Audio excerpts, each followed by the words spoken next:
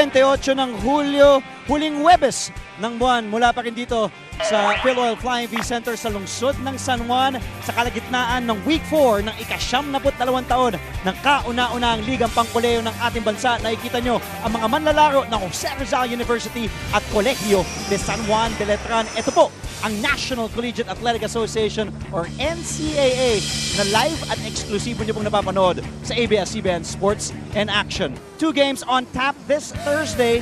Una natin makikita ang JRU Heavy Bombers na 2-3 ngayon sa ating team standings kontra sa defending champions na 4-2 Colegio de San Juan de Letran Knights. Mamaya naman, banggaan ng dalawang nasa tuktok ang wala pantalo na San Beda College Red Lions kontra sa Mapua Institute of Technology Cardinals. Hello Pilipinas at sa ating mga kababayan sa buong mundo via the Filipino channel for ABS-CBN Sports and Action kasama ang strength and conditioning coach Martin Antonio aka Coach Hammer.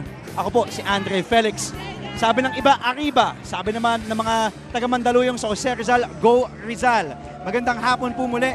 Hello sa iyo, Coach Martin. 2 exciting games for today. Magandang hapon, Andre. Magandang hapon, Pilipinas. Again, playoff implications. Maaga pa sa season natin. Nasabi nga, kalagitnaan ng Week 4. Pero itong mga panalo na to kinakailangan ng bawat koponan. Tama yun na nabanggit mo, Marts. Puntahan muna natin ating team standings. Pag-usapan natin itong Colegio de San Juan de Letran who lost against Perpetual Health, and then JRU, muntikan ng matalo, nanalo pa sa tulong ni Tete Teodoro. Oo, makikita nga natin, Andre, yung dalawang teams na maglalaro mamaya na sa second game natin, nasa taas yan ng ating team standings at ang number 3 and number 4 spots, 3 teams ang naglalaban dyan. Ang Arellano Chiefs, ang Letran Knights, at ang University of Perpetual Health Altas. At syempre itong JRU Heavy Bombers na isa sa mga koponan na sabi ng ating mga analitiko, Martin, bago magsimula ang Season 92 na kasama daw ang JRU sa top 4 teams nila sa kanilang mga predictions. And of course, that man, Tete Teodoro, ang inaasahan ni Coach Berhel Meneses at siya nga ay nag-deliver. In that game against EAC, he was definitely the hero. Kahit nga kumana si Francis Munsayak to put EAC up 59-58, Tete Teodoro came up clutch. Na-depensahan si Tete Teodoro. 20 field goals ang itinira niya. Medyo masama ang field goal shooting niya. But when it counted the most, he made the biggest shot. Again, yun ang panalo sa kanila. 5.3 seconds left. Tete Teodoro with the long jumper. 21 points, 1 rebound, 2 assists, 3 steals. Napakaganda ng inilaro niya. Kailangan niya ng additional na tulong sa kanyang mga kakampi. Ngunit Tete Teodoro ready for the season bilang King Heavy Bomber. Parang home court niya tong San Juan dahil dito lumaki yan ang pambato ng Barangay St. Joseph sa lungsod ng San Juan, Tete Teodoro. Let's move to the other side. Colegio de San Juan de Letran, the defending champions. There are 3 guards na inaasahan ni Coach Jeff Napa. Isa yan, ang ating Stingray, Ray ng Batak, ay nag-struggle. The Sloppy Knights, kasama na rin dyan si JP Calvo and Macjur Luib. Oo, 15 turnovers. Tagli-5, team high yan para sa 3 mamang ito na inaasahan sa rotation ni Coach Jeff Napa. 19 points naman para kay Ray ng Batak, 12 para kay JP Calvo. Pero makikita natin, combined 32% field goal shooting. Mas mataas pa ang hinihingi sa kanila ni Coach Jeff para mas makapagsunod-sunod na panalo. Macjur Luib, you saw him struggled. He was 0 of 8 with 5 turnovers. JP Calvo, 5 of 12 with 5 turnovers. Nabanggit mo nga. At si Ray ng Batak, may 5 din na turnovers sa ating mga screens. Nakikita nyo. Kasi alam naman natin last year, Martin, they had a big 3. They had Kevin Racal, they had Ray ng Batak and Mark Cruz. Without Racal and Cruz, malaki ang dapat mag-step up ito si Calvo and si Luib. In the meantime, puntahan naman natin ating pangatlong kasamahan sa ABS-CBN Sports and Action, ang diwata ng NCAA, Ms. Roxanne Montealegre, with our question of the week. Hello, Roxanne. Good afternoon to you. Hello, Andre, and hello, Coach Martin. Kumusta?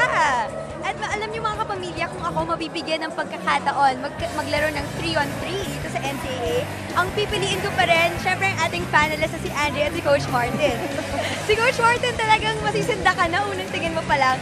At syempre si Andre Harry yan ang diskarte. Kaya ibabalik ko ang question of the day namin sa inyo. Kung magkakaroon ng liga na tatluhan, sino ba ang mga NCAA players na gusto mong maging teammate? Kung sasagutin niyo yan, gamitin niyo ang hashtag NCAA Season 92. At makita niyo rin ang aming Twitter handles at other social media accounts on your screen para kung gusto niyo makapagkulitan, meron kayong mga photos na gustong i-share, opinions, or anything. Huwag na kayong mahiya kasi hindi rin mahihiya si Coach Martin at si Andre sagutin yan. Andre? Maraming salamat. Alam mo, Roxanne, kung naging lalaki ka lang, marami kang nabola na babae. Ay, parang ikaw. Wow! Come on, chef! Grabe kayo ah. Roxanne, mamaya babalikan ka namin. Maraming salamat sa aming pong pagbabalik. Ito na po ang banggaan sa pagitan ng Heavy Bombers ng Jose Rizal University at Knights ng Colegio de San Juan de Letran dito lamang sa NCAA Season 92, 10 kulay, isang laban. Heavy Bombers. Power forward number 8, Mark Cruz. Forward number 13, Jordan De La Paz. At center number 9, Abdulladib Putucci. Point guard number 7, MJ De La Virgen. And the off guard number 14, Tay Teodoro. Head coach of the Heavy Bombers, Vergel C. Corpus Meneses. And now the starting five for the defending champions, Colegio de San Juan de Letran Knights. Power forward number 4, Felix Apreco. Forward number 7, Sherrick Balanza. At center number 18, Gio Ambohon. Point guard number 8, J.P. Calvo. And the off guard number 6, Ray Nambata. Head coach of the night, Jeff Napa. The officials for game number 31. Magandang hapon po muli mga kapamilya. Live po tayo sa ABS-CBN Sports in Action. On your screens, the man to your left is Tay Teodoro. He is with MJ De La Virgen, Abdel Putucci, Mark Cruz, at Jordan De La Paz. Para naman dito sa Colegio de San Juan de Letran, it's Ray Nambata along with JP Calvo, Gio Ambohot, Felix Apricu, and Jeric Balanza. Ating mga opisyalis ngayong hapon, Arnolfo Bermeo, Salvador Cortez Jr., Emmanuel Faraon, at Rico Tan is the backup official. JRU in yellow, Letran in blue and red. Isisave ni Nambata kay Ambohot. Here's Calvo. Balanza free for three to start this ball game. Wala. Tapika, nakuha ni Aprico. Ito talaga yung sa mga bagay na maaasahan kay Felix Aprico, Martin. Hustle points, hustle rebounds, extra possessions. Yan talaga ang calling card nito ni Felix Aprico, Andre. Balanza gets a pass from Calvo. Nabitawan ni Balanza ng tapik ni Putucci. Chodoro. The sidestep. Almost lost a handle, but Teodoro nagpalimula ng 2 puntos dito para sa JRU. Sabi mo nga, home court nga tong San Juan ng mga taga-barangay St. Joseph. Your pride, nandito na. Teodoro, sinimulan ng ating laro. Exciting ang dalawang laro na aming handog ngayong hapon. Una pa lamang, warm-up pa lamang, appetizer. Ika nga Martin Antonio, Letran versus JRU. At mamaya naman, San Beda versus Mapua. Nahihirapan ng Letran, di alam saan pupunta for the shoot. The Stingray has to make a move. The step back by Nambata. Nakuha ni Putucci, another rebound for the big man. Ito, si Rinang Batak talagang dinidepensahan din. Pagka-penetration, may help side agad at na-contest ng mga tira niya. Matake si Putucci. Cruz overshoots. Letran hustling for the ball. Ginampig ni Calvo kay Nambatak. Nambatak off to Balanza. Sa kabilang panic pa lang si Aprico nagtataling ng sapatos. Letran is one man short. There is Aprico now. The pick by Ambohon. Calvo drives, was pushed by Cruz, but according to our official, out of bounds si JP Calvo. Ngayon naman, balikan natin si kasamang Roxanne. Yes, Rox. Wala pa tayo sa half ng season, medyo marami na talaga ang nai-injure dito sa NCAA. Kagaya ni si Jeric Balanza na ngayon makita natin na ibalik na sa game. Kaya masaya ang Letran Knights sa larong ito. Kaya nga si Coach Jeff Napa ay napakatindi na ng kanyang disiplina. Naikwento ni Jomar Soliano na 9 PM pa lang. Confiscated na ang kanilang phones para makatulog sila agad. And they want to continue doing this para rin ma-relax sila because it's really important for them to rest as much as they are practicing. And also on a lighter note, sabi ni Jomar Soliano, meron siyang mensahe para sa kanyang mga fans. Salamat kaayo sa inyong suporta nga gihatag. Punta, dili mo magsawa og suporta sa amo. Andre? Maraming salamat, Roxanne. Marunong ka pala mag-Bisaya. Hindi ka man nagsasabi. So magandang hapon sa ating mga kababayan ni Jom Soliano at dyan mga nasa Cebu, nasa Visayas, Mindanao, mga Cebuano natin mga kapamilya. Maayong hapon sa inyo tanan. Daghang salamat sa inyong panunood. Andre Felix, Martin Antonio, Roxana Monte Alegre. 9 p.m. pa lang, confiscated na yung cellphone. Yun ang, yan ang, Ako kahit di confiscate, wala akong ka-text, wala pa akong load. nung panahon na yun. Oo, Beeper ka pa lang yata, pager nung uso nun. grabe ka naman. Back to live action, Calvo to Ambohot. And Ambohot converts, tinapik ni Mark Cruz, but ika-count yung basket ni Gio Ambohot. 7:21, so 2 minutes and 40 seconds ang nakalipas sa ating unang yugto. Mabilis kagad ang ating pace ng Batak tried to steal the ball away from Jordan De La Paz. Bola ay mananatili sa mga nakadilaw, the Jose Rizal University Heavy Bombers. Alam mo, Andre, magandang pyesa din tong si Ambohot para kay Coach Jeff Napa. Makikita natin, mahaba at athletic. Dating volleyball player to sa Bataan, ha? Tay Teodoro, baksak, nakahawak si Teodoro sa kanyang kaliwang paa. This doesn't look good for JRU. They have to commit a foul. They're one man short. Teodoro rushing, even limping. Letran, will they convert? No, but a turnover para sa Letran. Hindi nila nakapitalize yung wala yung Tay Teodoro sa depensa, and he is in pain, Martin. Oo, mukhang may apakan na pa doon sa landing niya, itong si Tay Teodoro, doon sa huling atake na yun. Andre, tingnan natin kung anong makukuha natin sa kanilang training staff. Natuwa ang JRU crowd. Tingnan natin dito. Maraming salamat sa ating direktor, Raul De Ocampo. Our game producer, Mark Morados, a.k.a. Manong. Ayun. Buong natapakan. Naapakan niya ata si JP Calvo doon sa landing na yun, Andre. Paulo Punteos is now in. One half of the Blast Brothers is injured. One half is now in. Traveling. Clear traveling violation. Ay tatawag kay Mark Cruz. Tinawagan ng ating opisyal sa si Arnolfo Bermeo. Oo, Andre, babalikan ko lang tong Blast Brothers na sinasabi natin. No? Hindi pa to sabay talagang sumasabog eh. Talagang patsaan-itsani, medyo kailangan niya yun dahil consistently inconsistent itong Heavy Bombers. Ha? May isang game, si Tay ang puputok. May isang game naman, si Paulo Punteos ang puputok. At inasabi nga nila nung preseason na ipapaubaya na nila dito sa dalawang mama na to ang pagpuntos. Eh hindi talaga kailangan ng katulong na itong dalawang mama na ito. Because alam naman natin, Martin, both Paulo Punteos and Tay Teodoro are, they're capable to score 30 points per game. So, nakita natin din yan last pag nagsabay yan, 60 points agad. Oo. Sa dalawang mama pa lang. And speaking of 30 points, kuma natin yan ng 40 nung isang laro pa lamang, yun si Ray ng Batak. Oo, sweet as sugar. Ito nga, si Ray ng Batak. Sugar Ray, Stingray, napakaraming moniker itong si Ray ng Batak, who is clearly the leader of the defending champs this year. De La Paz, 3 for 3 from the corner. Wala. And Putucci, last touch. Uy, bola daw ng JRU. Sabi ni Calvo, di ko nahawakan ref, pero last touch ng Tagaletran. So bola ng JRU sa aming pagbabalik pagkatapos ng ilang patalastas. Kayo po'y nakatutok sa NCAA Season 92, 10 kulay, isang laban.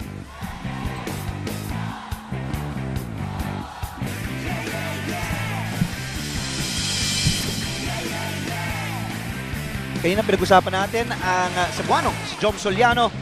Pero sabi nga, kontra perpetual kung saan natalo ang kanyang kupunan, kulang ang ginawa ni Jom Soliano. Oo, not enough yung binigay nito ni Jom Soliano.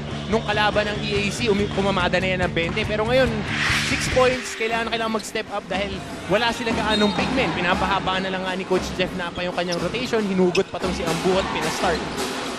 Dating naglalaro sa CCM, SF. This is 6'5", ayan si Joe Marie Soliano, na hindi pa pinapasok ni Coach Jeff Napa, who was a starter to si Jom Soliano with Coach Aldin Ayo last season. And actually, every game. Oo, walang tulak kabigin. Ang daming pinahirapan yan. Kahit yung Ola Andiogon, hirap na hirap sa face-up game nito ni Jom Soliano. Titignan natin kung kaya na niya yung next step. Pero mukhang biniinda kasi ito si Jeff, kaya si Jom, kaya nagpapainit pa tao. 6-4 ang ating talaan as we approach our halfway point of our first quarter. Calvo attacking Punteos defense. Good help from Mark Cruz. Nakuha ni Putucci. Puntejos ang nagtitimon. Siya ang uno ngayon para sa JRU. Using that Putucci screen. Back to Paulo. This is a good matchup, Martin. Pontejos versus Calvo. Oh, itong si JP Calvo din, napakaganda ng kumpiyansa na binibigay ni Coach Jeff Napa dahil last year, malimit gamitin niya ni Coach Aldin Ayo dahil nga may Mark Cruz. Tatawagan ng first personal foul si Geo Ambohot. Tingnan natin, Putucci. Yun, tinawagan ng foul si Geo Ambohot. Jordan De La Paz ang maglalabas ng bola ngayon. To MJ De La Virgen. Fresh 14 seconds on their shot clock. Pontejos. Binabantayan ni JP Calvo. Pontejos. Nice move by Paulo. Di nga lang maka-convert on that separation against Calvo. Ganoon naman talaga, Andre, nakakakuha sila ng separation pero hindi nila makuha yung mga baskets eh. Kahit si Abdel Patucci kanina, pag pumipihit sa ilalim, libre na pero nahihirapan siya sa mas mahahabang players eh. Hinihingi ng Batak. Feeling ni Ray ng Batak may mismatch with MJ De La Virgen guarding Ray ng Batak. Medyo may height advantage dyan si Ray ng Batak. And kinikita mo to, pinipin lang niya sa post. MJ De La Virgen humahawak talaga sa jersey, automatic foul yan. Basta hinawakan mo ang jersey, humatak ka, foul agad yan. Eh, ikaw, hindi lang jersey ang hinahawakan mo. Pag naglalaro ng basketball tayo, buhat Pati liig. Parang hindi na makaangat. Ambohot with 5 to shoot. He goes to Nambatak, 3 to shoot. The step back by the Stingray. Good defense by JRU. The Letran coaching staff wanted a foul there. Coach Jeff Napa cueing Joe Marisoliano, who is coming in the next dead ball situation. Eh, sa tamis ni Ray ng Batak, sa sweet shooting yan, talagang parang mga langgam yung defender ng JRU. Dumidikit sa kanya, inataasan siya ng kamay. Hindi lang isa, dalawa pa. Sayang, ganda ng anticipation ni Ray ng Batak. But the ball hit his right foot. There is the Stingray. The leading scorer ng Letran Knights. And there's John Soliano, Macjur Luib, ipapasok na rin. So ito na, yung balasa ng mga pyesa ni Coach Jeff Napa, nasa loob na rin si Bong Quinto. Oh, Andre, ako tingin ko ito yung strongest five eh. Save for Felix Aprico. Pag si Aprico ang nilalagay nila sa 5 spot or sa pinapasok si Ray ng Batak dun sa lineup niya, yung grupo na yan, talagang yan bagay sa dribble drive eh. Dahil yung Jong Soliano sa labas din umaatake. Alam natin, yun ang ginagamit ni Coach Jeff Napa na sistema. Eh, alam naman natin yung limang yan na nasa sahig ngayon. Luib, Calvo, Quinto, Aprico, and Soliano ay may experience sa finals. With Soliano doing that, he really has that in his arsenal. Nakita natin yan nung finals last season. Nakita natin yung jumper na yan from Jong Soliano. Oh, yung 12 to 15 feet na swabing call ni Jong Soliano. Yan ang nagpapahirap sa mga ibang big men dito sa NCAA. Lasqueti na sa loob na rin para kay Coach Virgel Meneses. Putucci wants a post-up against Soliano. The help by Aprico. And traveling. Ang ganda ng depensa. Alam nung ni Aprico, pati ni Soliano, mas malaki si Putucci. But the thing is, with that help defense, as we take a look at this jumper from the corner by Soliano, ganda ng bitaw, no? For a big man. Swabing. Pero again, babalikan natin yung Abdel Patucci. Tignan mo yung kaha, parang refrigerator eh. Hindi ko maintindihan ba't hindi niya pinipin down sa ilalim yung tao. Gusto pa niyang kunin ng isang tipa, tapos mamasahihin pa. Relax ka lang. Baka ako naman ipin down mo dito eh. Bong Quinto, kinalabaw si Jordan De La Paz sa loob. At kahit lamang ng 6, napatawag pa rin ng timeout si Coach Jeff Napa, the defending champs, up 10-4. We'll be right back.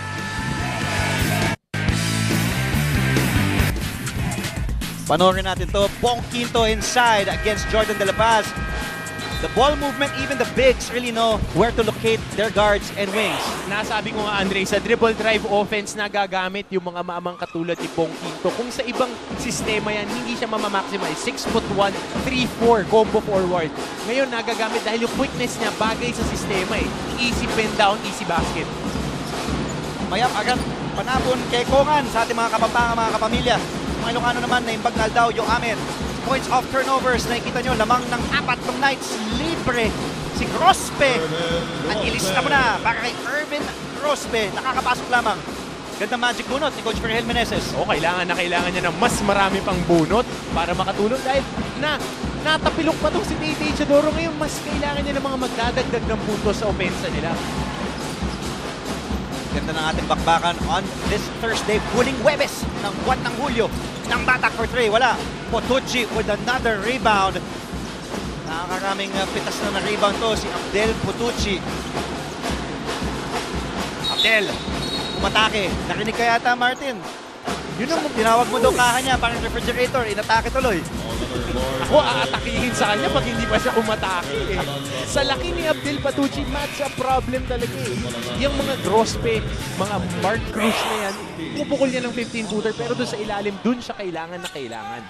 Nakikita natin, naglagay na ng tuwalya sa kanyang ulo itong si Tay-Tay Teodoro. Kung kakabukas niyo po lamang ng inyong mga telebisyon, Tay-Tay Teodoro, 3 minutes played, 4 points, 2 of 4 kaagad. His average here in the NCAA is 26.5 minutes per game, 17.4 markers per outing for the man from San Juan. Oo, number 1 scorer ng JRU Heavy Bombers. Kaya nakikita natin yun. Nung natapilok siya, hindi pa nakaka-break sa double digits itong JRU Heavy Bombers. Pero nang 8 minutong nakalipas. But Paolo Pontejos, yes, para sa 3. Unang 3 puntos yan ni Pontejos ngayon. Finally, ito, Paolo Pontejos pumukol ng 3 points, nakapagbigay sa kanila ng additional na scoring. Heavy Bombers, Knights, let's go Bombers, sabi ni Alfred Kyle. Soliano pops, wala. Lasqueti secures the board. Philip Emerald at Sir Chief, ang kanyang handle name. Bounce back. Caballeros, sabi niya. Arriba Letran. Yan ang hapon sa mga Letranisa, mga nasa Intramuros ngayon. Walang crossover by Pontejos on Balanza. Potucci underneath. Oh, but the pass to Grospe, last nudge by Grospe. The indecisiveness of Abdel Patucci. Oo, ang tawag doon, Andre, sa larong kalye, sinawsaw pa eh. Ibinaba pa yung bola, nakuha na niya sa taas, kaya na niyang buhatin yung tao, sinawsaw pa. Kaya ayun, turnover. Diba, pinapasok. At eto na, sinignal na ni Coach Verhel Meneses si Abdul Wahab, Abdul Razak come in the next dead ball situation to replace Abdel Patucci. Lasqueti to Patucci. Pontejos. Grospe. De La Paz. JRU being very patient. Potucci with another offensive rebound. The kick out. Pontejos fires away. And Balanza corrals the rebound for Letran. Good defensive stand there kahit nakakuha ang JRU ng offensive rebound. Kinuyog sa ilalim doon si Patucci at 4 shot doon para kay Paolo Pontejos. Jordan De La Paz, natawagan ng personal foul. Ito naman. If the other one, if Patucci is Cameroonian, this one is from Ghana. Abdul Wahab, Abdul Razak, more known as a defensive, more defensive import, or not an import, but a foreign student player.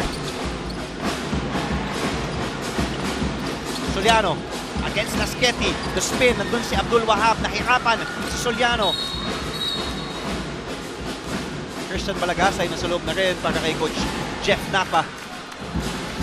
With 15.7 seconds on the clock, tinawagan ng personal foul. Jordan De La Paz, Andre, natawagan ng holding foul. Pangalawa niya yan sa ilalim. Dahil nagka-crash nga itong mga big men ng Letran Knights pagkuha ng offensive rebound. Kailangan muna ilabas si Coach Verhel Meneses sa De La Paz. Pinasok niya si Jet Mendoza. Natapik ni Mendoza against Balanza. Oh, behind the back, nice move by Balanza against Mendoza, and Balanza passing to nobody. Medyo kakulay kasi ng uniforme ng referee natin yung uniforme nila eh. Medyo navy blue eh, pero black-red pala yun. Bigla siya nag-sorry kay Jeff Napa. Sabi niya kay Coach Jeff, saan ako yung coach? Oh, dahil sa attack ng dribble drive off that early ball screen, talagang nilift yun eh. 3 seconds to go. Oh, and a foul. Tatawagan si Luib. Macjur Luib ay tatawagan ng personal foul. Una yan ni Macjur. And Letran isn't in the penalty yet. Jeff Abid. Replacing Maxwell Louis.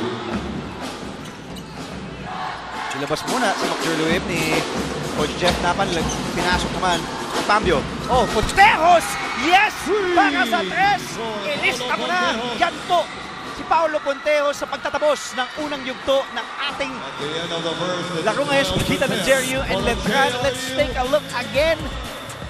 Oo, Andre, nakita mo yun na enable yung 3-pointer na yun dun sa dalawang screen. Yung dalawang big guy. Napakaganda ng screen. Medyo malayo pero naibusto pa rin yan ni Paolo Pontejos. Pampalamang. 12 kontra sa 10, Andre. At yan ang pangalawang beses na lalamang ang JRU. 12-10, they led earlier with the first basket by Tay-Tay Teodoro. 2-0, but he left with 3 minutes played only, and JRU to end the first quarter, Martin, on an 8-0 blast. O, napakainit ng pagtatapos na yon para sa JRU Heavy Bombers. Sisignan natin, Andre, kung ma-i-continue nila yan sa second quarter. Teodoro umupo dahil sa kanyang sprained ankle. Paulo Ponteos next step up with 2 3-pointers in the second quarter sa aming pagbabalik dito lamang sa ABS-CBN Sports in Action. To watch the latest game highlights, subscribe to ABS-CBN Sports in Action YouTube channel.